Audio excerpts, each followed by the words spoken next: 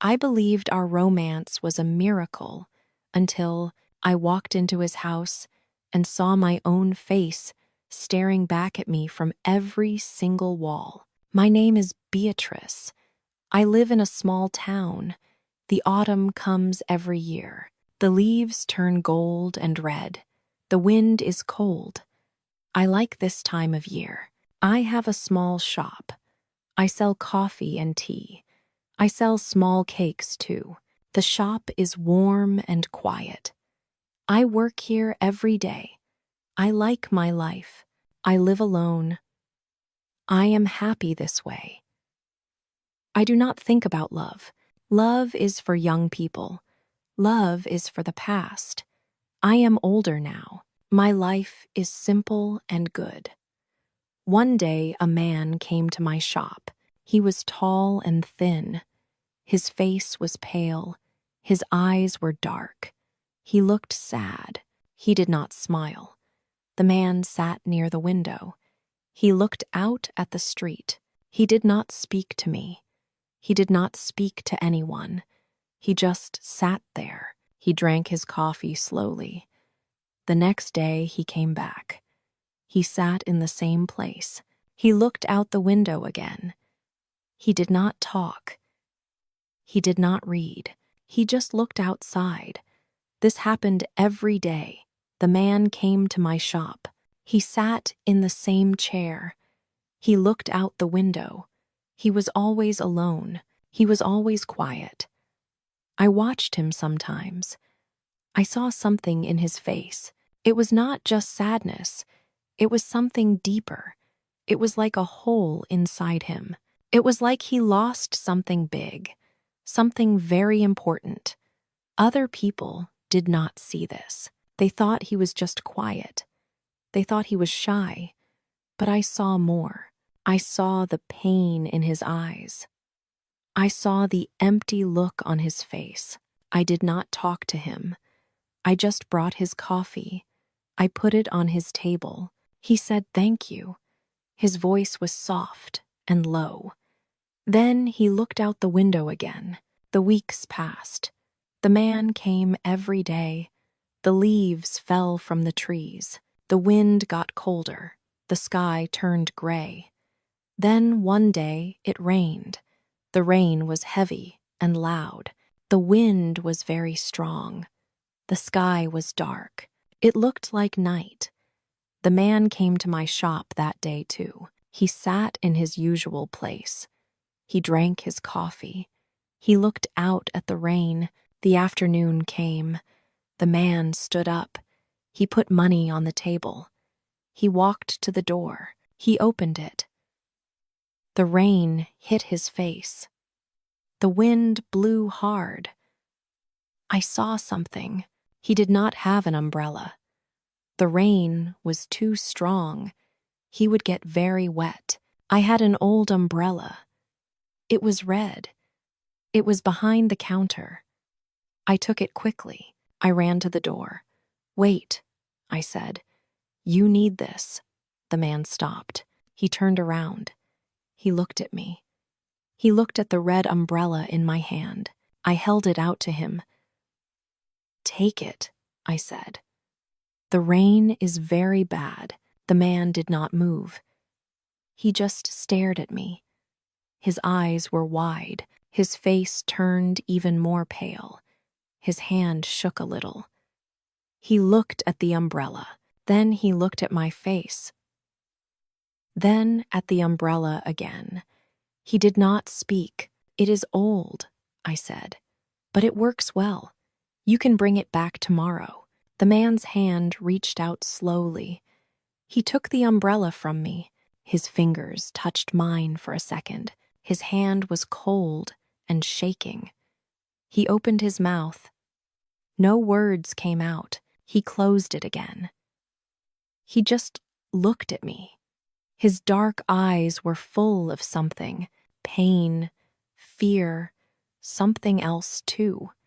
He did not look at me like other people. He looked at me in a strange way. It was like he saw someone else, someone from before, someone he knew long ago. His eyes were wet, maybe from the rain, maybe from something else. I did not know. "Thank you," he said. His voice broke a little. He held the umbrella very tight, too tight. Then he turned around. He walked out into the rain. He opened the red umbrella. He walked down the street. The rain fell all around him. I stood at the door. I watched him go. The red umbrella moved away slowly. Then it disappeared around the corner. I went back inside. I closed the door. The shop was warm and quiet again. But something changed. I felt it in the air. Something was different now. I did not know what it was. I did not know what would happen next, but I knew this. The man with the sad eyes would come back. And when he did, everything would be different. The next day, the man came back. He walked into my shop. He held the red umbrella. His face looked calmer than before. He walked to the counter. He put the umbrella down. "Thank you," he said. "The umbrella helped me." I smiled. "You can keep it," I said. "I do not need it much." He shook his head. "No, but maybe I can buy you coffee to say thank you." I did not expect this. I felt surprised. "You want to buy me coffee? In my own shop?" He smiled a little. It was small and stiff, but it was real. "Maybe we can walk instead. Outside, if you want." That was how it started. We began to talk. We began to walk together. His name was Felix. He was young, much younger than me. Felix was very smart. He talked about buildings and art. He talked about how light moved through the trees. He saw things I did not see. He made the world look different. But he was also careful. He did not talk about his past. He did not talk about himself. There was a wall around him. A big wall. We walked every day after I closed the shop. We walked through the park. We walked along the river. The autumn air was cold. The leaves crunched under our feet. People looked at us. I saw them stare. I saw them whisper to each other. A woman my age, a man so young. They thought it was wrong. I started to count the years. 16 years between us. He was young enough to be my son. Almost. The thought made me feel sick. I looked at my face in the mirror. I saw the lines near my eyes. I saw the gray in my hair. I looked old next to him. "This is a mistake," I told myself. "You are too old for this. You are too old for him." But Felix did not see the years. He did not care about the numbers. He held my hand when we walked. His grip was tight, very tight. He held on like a man in deep water, like a man who cannot swim. Like I was the only thing keeping him safe. He talked more as the days passed. He told me about the way buildings stand. He told me about colors and shapes.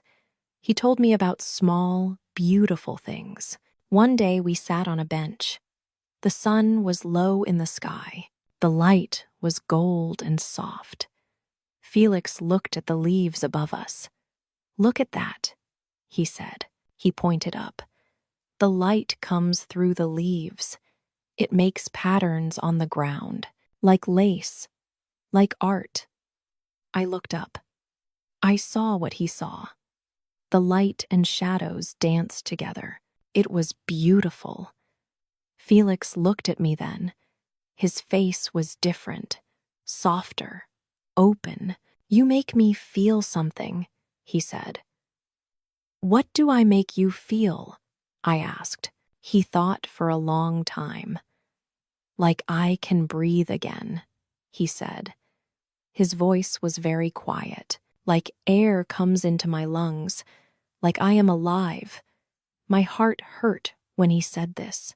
Good hurt, bad hurt, both at the same time. We kept walking together.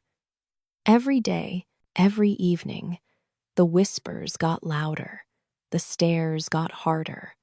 My friends asked questions. They said I was foolish. They said this would end badly. I knew they were right. The world said we were wrong. The numbers said we were impossible. Logic said this could not work. But when Felix held my hand, nothing else mattered. His hand in mine felt warm and real. It felt like the only truth in the world. I started to smile more. I started to feel young again. Not in my body, in my heart, in my soul. Something woke up inside me. Something I thought was dead. Felix smiled more too. Real smiles now. They came easier. They reached his eyes. The darkness in his face started to lift, just a little, just enough. But I was still afraid, so afraid, because I knew the truth. Young men do not stay with old women. This was temporary. This was borrowed time. One night, I could not sleep. I lay in my bed. I thought about Felix. I thought about his sad eyes. I thought about his tight grip on my hand. Why did he need me so much? What happened to him before? What broke him so badly? I did not know the answers. He did not tell me, but I felt it there. A big shadow. A terrible thing. Something that lived in his past. Something that made him look at my red umbrella and shake. I closed my eyes. I told myself to be careful. I told myself not to fall too deep, but it was too late. I already fell. And so did he. We were both falling together, into something beautiful, into something impossible, into something that would probably break us both. Winter came. The trees were bare and black.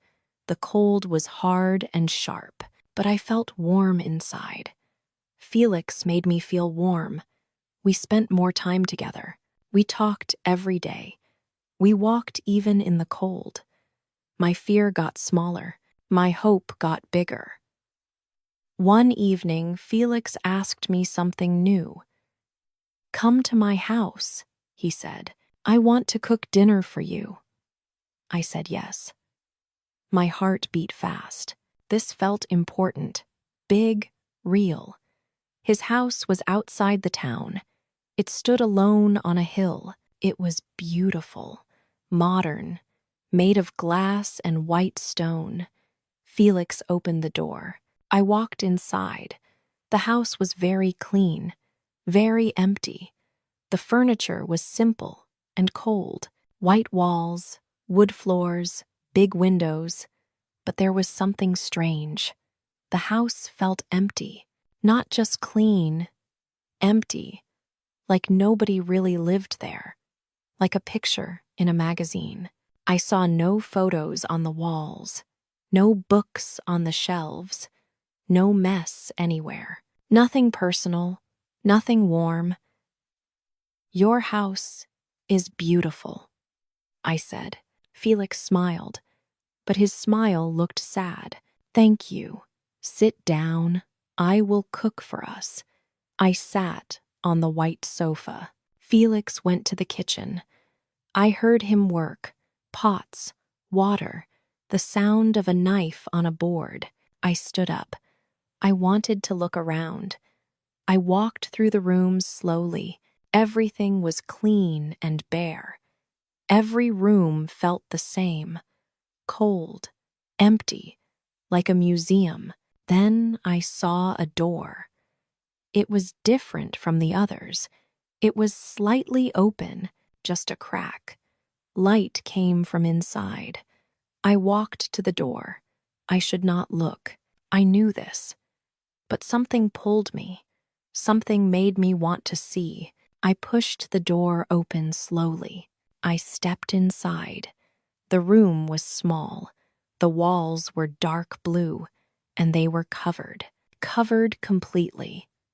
Paintings, drawings, photographs, all of one woman. I stopped breathing.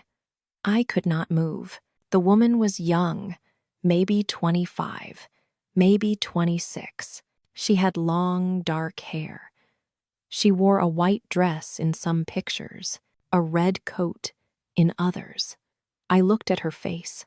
My hands started to shake. She had my eyes, exactly my eyes, the same shape, the same color, even the same way they turned up at the corners.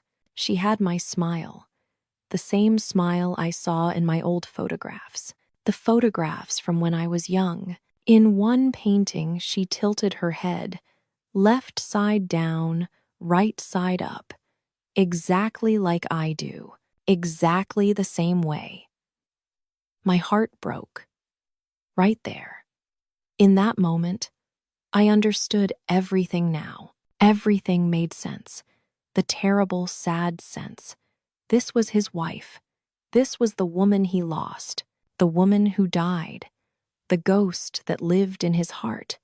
And I looked like her, the older version, the version she would be now, if she lived, if she grew old. That was why he stared at me that first day. That was why he shook when I gave him the red umbrella. That was why he held my hand so tight. He did not see me. He saw her. He saw his dead wife in my face, in my smile, in the way I moved. I was not special. I was not chosen. I was just a copy, an echo, a replacement. Felix did not love me. He loved a memory. He loved a ghost. And I just looked like that ghost. I felt sick. I felt small and stupid and old. All this time, I thought I was lucky. I thought a young man wanted me. Me, Beatrice, the real me. But no, he wanted the shadow of his wife. He wanted to pretend. He wanted to imagine what she would look like now, what she would say, how she would laugh. I was not his new beginning. I was just an echo of his past. Tears came to my eyes. I could not stop them. They ran down my face, hot and fast. I heard footsteps behind me. Felix came to the door. He stopped when he saw me. He saw the room. He saw my tears. His face went white, very white, like paper, like snow. "Beatrice," he said. His voice broke. I can explain, but I did not want to hear it. I could not hear it. Not now. Not yet. I pushed past him. I ran to the front door. I grabbed my coat. My hands shook so much, I could not button it. "Beatrice, please," Felix said. He reached for me. "Wait, let me talk. Let me explain." I opened the door. The cold air hit my face. It felt good, clean, real. "I need to go," I said. My voice sounded strange, high and thin. "I need to think." "Please do not go," Felix said. His eyes were wet now, too. "Please. I am sorry. I am so sorry." But I walked out. I walked down the hill. The night was dark and cold. The stars were very bright above me. I walked fast. I did not look back. I could not look back. Behind me, I heard Felix. He said my name, again and again. His voice got smaller and smaller. Then I heard nothing, just the wind, just my footsteps on the cold ground. I walked home alone, just like I always did, just like I always would. I did not sleep that night. I lay in my bed. I stared at the ceiling. My mind was loud and busy. I saw the paintings again and again. The young woman, her smile, my smile, her eyes, my eyes. I felt so stupid, so foolish. An old woman who believed a young man wanted her. What a joke. What a sad joke. The next morning I opened my shop. My hands shook. My eyes hurt from crying. But I opened the door. I turned on the lights. I made the coffee. Life goes on. It always does. The morning was quiet. A few people came. They bought coffee. They left. Nobody talked much. Then the door opened. Felix walked in. My heart stopped. Then it beat very fast. Too fast. He looked terrible. His eyes were red. His face was gray. His hair was messy. He wore the same clothes from last night. He walked to the counter. He stood there. He looked at me. "Beatrice," he said, "please. I need to talk to you." "There is nothing to say," I said. My voice was cold, hard. I did not look at him. "Please," he said again, "let me explain. You do not understand." I looked up at him then. "I understand everything," I said. "I understand perfectly." "No," Felix said. "You think I only see her, but that is not true. I see you. I love you." Those words hurt. They hurt so much. Because they were lies. "You do not love me," I said. My voice shook now. "You love a ghost. You love a memory. You look at me and you see her." Felix's face broke. His eyes filled with tears. "That is not true," he said. "It is true," I said. I felt tears come to my eyes too. But I did not cry. Not now. "You kiss me to forget her death. You hold my hand to pretend she is still alive." "No," Felix said. "No, that is not—" "Stop," I said. I held up my hand. "Stop lying. To me. To yourself." Felix was quiet. His hands shook. He put them on the counter. He held on tight. "Tell me the truth," I said. "What happened to her? How did she die?" Felix closed his eyes. Tears ran down his face. "A car accident," he said. His voice was very small. 5 years ago, she was driving home. A truck hit her car. She died right away. The room was very quiet. I heard the clock tick. I heard my own breathing. "She was 26, Felix said. "We were married for 3 years. We were so happy. Then one day she was gone. Just gone." He opened his eyes. He looked at me. I could not forget her. I tried. I tried so hard, but I saw her everywhere. In every woman. In every face. "Then you saw me," I said. "Yes," Felix said. He nodded. "I saw you." And I thought maybe this was a sign. Maybe this was fate. You looked like her, but older, like she would be if she lived, if she grew old with me. "So I am a fantasy," I said. "I am what she would look like now. That is why you wanted me." "At first, yes," Felix said. "I cannot lie. At first I saw her. But then I got to know you. The real you. And I fell in love with Beatrice. Not with her memory. With you." I shook my head. "I do not believe you." "It is true," Felix said. He reached across the counter. He tried to take my hand. "I love you. You, not her ghost." I pulled my hand away. "You say that," I said. "But how can I believe it?" Every time you look at me, you see her face. Every time you touch me, you remember her. That is not fair, Felix said. Fair? I said. My voice got loud now. Angry. You want to talk about fair? You used me. You made me feel special. You made me feel young and wanted. But it was all a lie. I was just a replacement. No, Felix said. You are not a replacement. Then what am I? I asked. Tell me, what am I to you? Felix could not answer. He opened his mouth. No words came out. He closed it again. You cannot even say it, I said. I felt my heart break again. Break into smaller pieces, because you do not know. You do not know if you love me or her. I am trying, Felix said. I am trying to let her go. But it is so hard, so hard.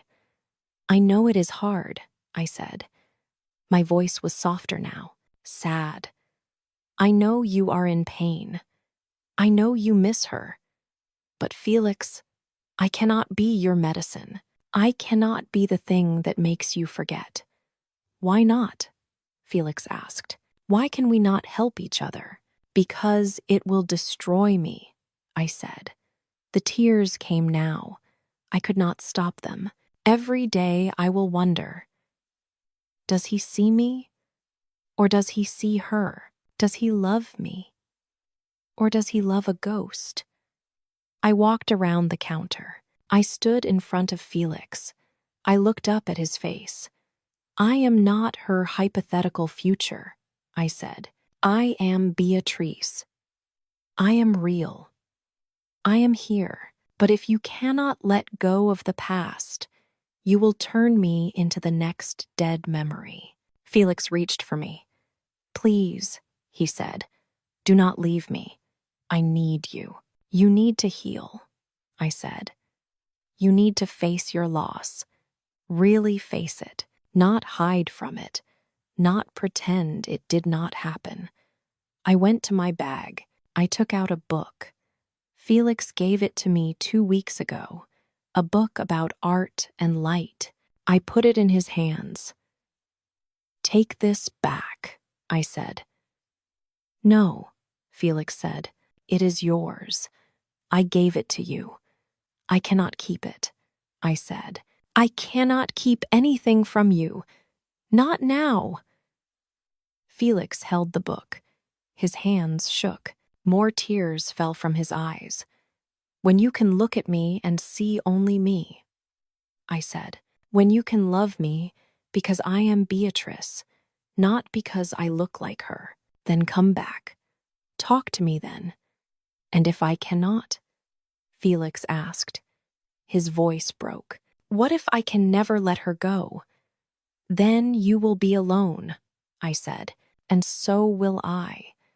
But at least I will have my dignity. At least I will not be living a lie. I walked to the door. I opened it. Cold air came in. Goodbye, Felix, I said. Felix stood there. He held the book. He cried. He did not move. I waited. 1 second, 2 seconds, 3. He did not come after me. He did not say anything, so I walked out. I walked out of my own shop. I left him there, alone, with his grief, with his ghost. The door closed behind me. The cold wind hit my face. I walked down the street. I did not look back, not even once, because I knew the truth now. Love is not enough. Not when it is love for someone else. Not when it is love for the past. I deserved better. I deserved to be loved for who I am, not for who I look like. And until Felix could give me that, I had to walk away, even if it broke my heart, even if it hurt more than anything. I had to choose myself. 1 month passed, then another month. Winter was cold and hard. The days were short, the nights were long. I lived alone again. I worked in my shop. I made coffee. I sold cakes. I went home. I ate dinner. I slept. My life was quiet again, simple again, like before Felix came. I was sad, very sad, but I was also at peace. I made the right choice. I knew this. I chose myself. I chose my dignity. Sometimes I thought about Felix. I wondered where he was. I wondered if he was okay, but I did not call him. I did not go to his house. He needed to face his ghosts alone. I could not help him with that. One day, a letter came. It was in my mailbox. My name was on the front. The writing was neat and small. I knew it was from Felix. My hands shook when I opened it. The letter said this: "Dear Beatrice, I am sorry. I am so sorry for everything. You were right about everything. I was selfish. I was cruel. I used you. I did not see you. I saw her. After you left, I went home. I looked at the paintings. I looked at her face. I cried for a long time. Then I did something. I took the paintings down. I put them in boxes. I locked the door to that room. I did not throw them away. She was my wife. I loved her. That will never change. But I locked the room, not to forget her, but to make space for you. I started to think about you. The real you, not her ghost. You. I thought about how you drink your tea. No sugar. No milk. Just plain. My wife liked sweet tea. Very sweet. But you like it plain and strong. I thought about how you hum when you work. Small, quiet songs. My wife never hummed. She sang loud and happy. But you hum, soft and peaceful. I thought about your wrinkles, the lines near your eyes. They show your life, your years, your wisdom. They are beautiful. I miss you, Beatrice. I miss the real you, the 48-year-old you, not the ghost, not the memory. You. I do not ask you to come back. Not now. I know I hurt you. I know you need time, but maybe we can start again, from zero, from the beginning. As two people who do not know each other yet, maybe we can try again. The right way this time. I will wait. I will wait as long as you need. With love, Felix. I read the letter 3 times, then 4 times. Tears fell on the paper. The ink blurred a little. I did not know what to feel. Happy, sad, afraid, hope, everything at once. Was this real? Did he really change? Or was this just words? I put the letter down. I sat at my table. I thought for a long time. Felix hurt me. He used me. He made me feel like a replacement. But he also made me feel alive. He made me laugh. He made me see beauty in small things. And now he said he changed. He said he saw me. The real me.